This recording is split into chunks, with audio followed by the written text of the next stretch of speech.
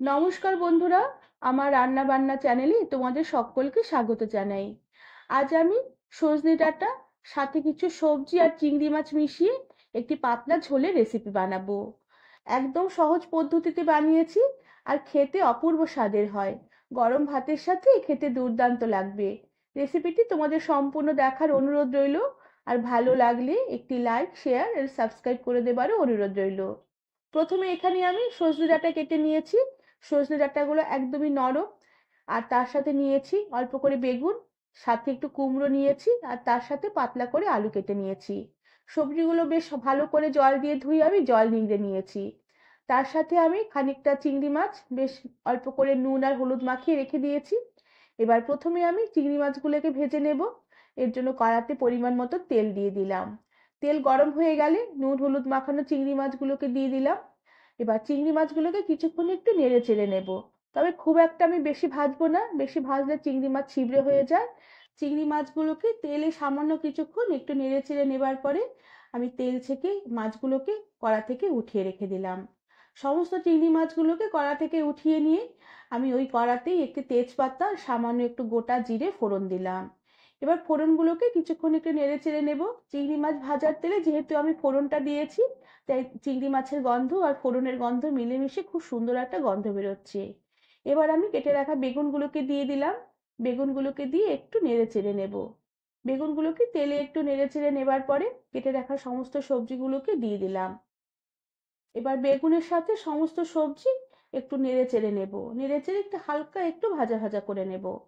এরপরে আমি সবজিতে পরিমাণ মতো নুন দিয়ে দিলাম আর পরিমাণ মতো হলুদ গুঁড়ো দিয়ে দিলাম। নুন হলুদ দিয়ে সবজিগুলোকে বেশ ভালো করে নেড়ে চেড়ে নুন হলুদ মিশিয়ে নেব। আর কিছুক্ষণ একটু নেড়ে চেড়ে এভাবে হালকা করে সবজিগুলোকে ভেজে নেব।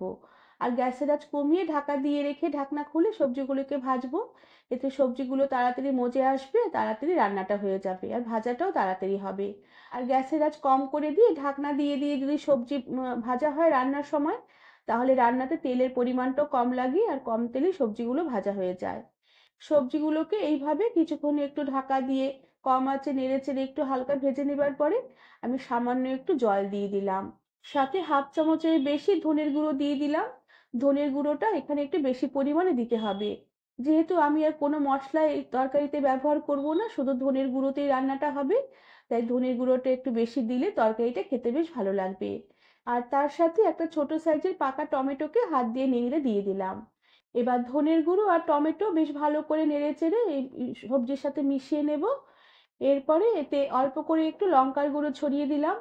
আর তার সাথে দুটো কাঁচা লঙ্কা হাত দিয়ে ভেঙে দিলাম। তোমরা চাইলে কাঁচা লঙ্কা বা লঙ্কার গুঁড়োটা বেশি দিতে পারো, কাঁচা লঙ্কা চিরেও দিতে পারো। তবে এই তরকারিটা বেশি ঝাল হলে খেতে অতটা ভালো লাগে না। এবার সমস্ত কিছু বেশ ভালো করে নেড়েচেড়ে একটু কষিয়ে নেব, যতক্ষণ না মশলার বাড়তি জলটুকু শুকিয়ে গিয়ে বেশ ভালোভাবে মশলা থেকে তেল সেপারেট হয়ে আসে। বেশ কিছুক্ষণ মশলা এভাবে নেড়েচেড়ে কষিয়ে নেবার পরে মশলা থেকে তেল ছেড়ে এলে এবার আমি ভাজা চিংড়ি মাছগুলোকে উপর থেকে দিয়ে দিলাম। তবে সবগুলো চিংড়ি মাছ আমি দেইনি, কিছুটা চিংড়ি মাছ ভাজা খাবার জন্য রেখে দিয়েছি। এবার তরকারিতে আমি ঝোল দিয়ে দেব। এখানে আমি ঝোলের জন্য ফুটন্ত গরম জলই ব্যবহার করেছি, তাহলে তরকারির স্বাদ বেশ ভালো হবে। তবে ঝোলের পরিমাণটা তোমরা তোমাদের নিজেদের রুচি অনুযায়ী দেবে। ঝোল ঝোল তরকারি যদি ভালো লাগে খেতে, তাহলে ঝোলের পরিমাণটা একটু এই সময় বেশি দিয়ে দেবে।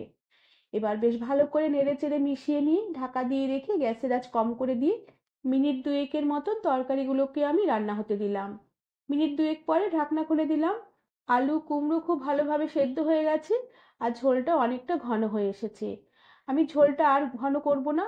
আর বেশি ঘন করলে ঝোলটা যখন কড়া থেকে নামাবো তখন আরো ঘন হয়ে যাবে। এবার উপর থেকে খানিকটা তাজা ধনেপাতার কুচি ছড়িয়ে দিলাম। এরপর বেশ ভালো করে নেড়েচেড়ে মিশিয়ে নেব আর গ্যাসের আঁচ বন্ধ করে দিয়ে ঢাকা দিয়ে রেখে কিছুক্ষণের জন্য স্ট্যান্ডিং টাইমে রেখে দেবার পরে চিংড়ি মাছ সজনে ডাঁটার ঝোলের রেসিপিটি সার্ভ করে দেব। বন্ধুরা, তোমরা সহজেই এই রেসিপিটি বানিয়ে নিতে পারবে। আর গরম ভাতের সাথে এই সজনে ডাঁটা চিংড়ি মাছের ঝোলের রেসিপিটি খেতে অপূর্ব লাগবে। রেসিপিটি ভালো লাগলে একটি লাইক, শেয়ার আর সাবস্ক্রাইব করে দেবার অনুরোধ রইল।